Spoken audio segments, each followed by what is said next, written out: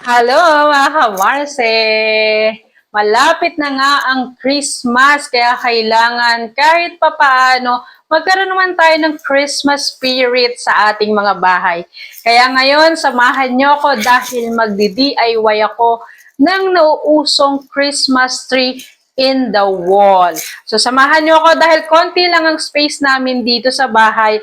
At syempre, meron akong mga alaga dito. Kaya kailangan ang aking gagawing Christmas tree ay talagang hindi nila maaabot. So, let's go! Samahan nyo na ako gumawa ng wall Christmas tree. Let's go! Alright, let's go! Umpisahan na natin. So mga kamarsa, gumawa na ako ng pattern ko dito kanina. Naguhit-guhit na rin ako dyan para pantay.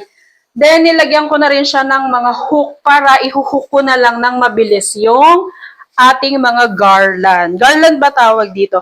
And syempre, uunahin ko na itong star for all season. Gaganyanin ko lang yan siya. Dito, kailangan mauna yung star. Para sa akin ha, ito po ay aking technique. Para maitago ko yung pinaka-hook niya, then, ganyan po itsura. Then, ikakalawit ko yan siya. Yan. Tapos, yan. Zigzag lang tayo dyan. Yan. Napaka-easy na niya kasi nakagawa na ako ng mga hook kanina. And, konting banat-banat lang po kapag naglalagay na kayo para hindi siya maging laylay. At baka nagtataka kayo dire-diretso, ito po yan ay putol-putol din. Kinabit ko lang yan mga kamarsa ha. Yan, dugtong-dugtong nyo na lang din. Siyempre, dahan-dahan lang ang inyong paghila-hila dahil makakalbo ang inyong mga garland. Garland ba tawag dito? Not so sure, wag nyo akong i-bash. Yan. And then, hanggang mapunta sa dulo. Yan. So, okay na ang aking Christmas tree. But wait, there's more. Siyempre, hindi pa dyan natatapos.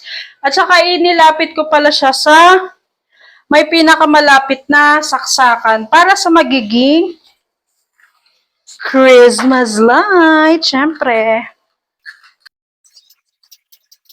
A few moments later. At kapag nagkakabit kayo, tips lang para sa akin din ha. Tips lang po, pag nagkabit kayo ng Christmas light sa kahit saang parte ng inyong bahay, uunahin nyo po laging lagyan is yung pinakadulo. Yan. Ito halimbawa yung saksakan natin. Dito ko na po siya agad ilalagay sa pinaka-ilalim. Yan. Para at least, alam ko namang sasakto yung ating Christmas light kasi mahaba tong Christmas light natin at itago konti dyan. Then, saka lang kayo ulit mag-zigzag. Medyo nabuhol na yung Christmas light ko.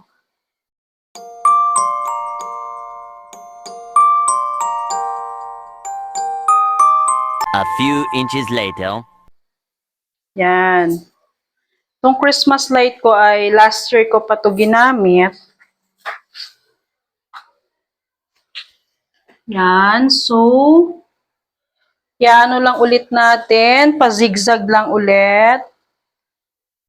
Yan.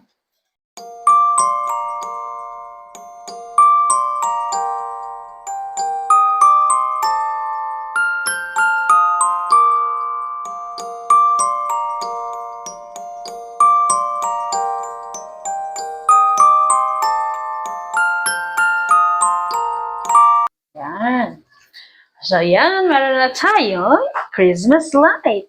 Yan, at para sa ating mga decoration, gagamit naman ako ng mga golden balls. Yan. So, ang motif ko nga pala dito ay for decoration is golden balls and mga cute ribbons. So, yan. Gamit tayo niyan.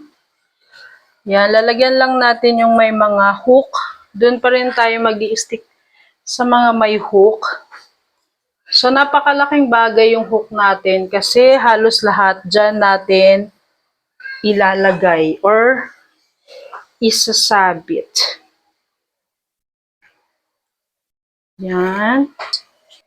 Yan. Okay na ako dyan. Simple lang, but elegant.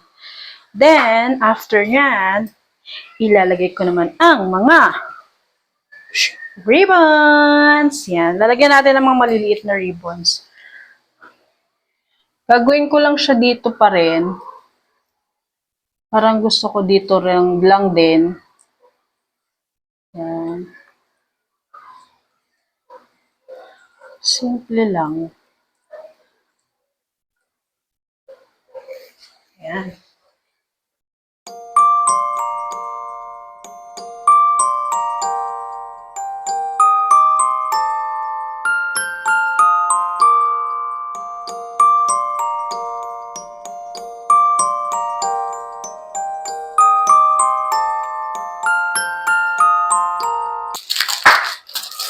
Yan, ganito lang klase siya yung nabili natin sa Orange App. Tsaka ganito siya kaliit.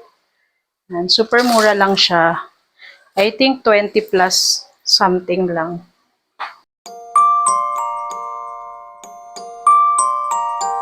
Charan! So, ayan na mga kamarse, tapos na ang ating Christmas tree on the wall. Pero syempre, kailangan nating i-testing yan. Try natin. Hope it will works. Diba? So, ayan na mga kamarse, tapos na ang ating wall Christmas tree. Pero syempre, para makita natin kung maganda ba yan sa dilim, kailangan nating i-lights up in a 1, 2, 3, go!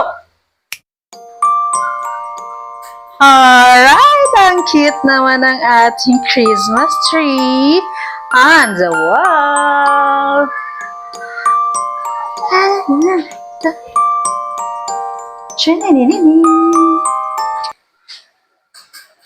Ta-da! And that's it for now mga kamarse. Thank you for watching. And yan ay pwedeng-pwede nyo pong gayahin at gawin din sa inyong mga bahay. Napaka-simple, napaka-cute at napaka-mura lang po ng inyong mga gagamitin. At higit sa lahat, space saver po siya. So thank you for watching and till next DIY natin mga kamarse. Love ya!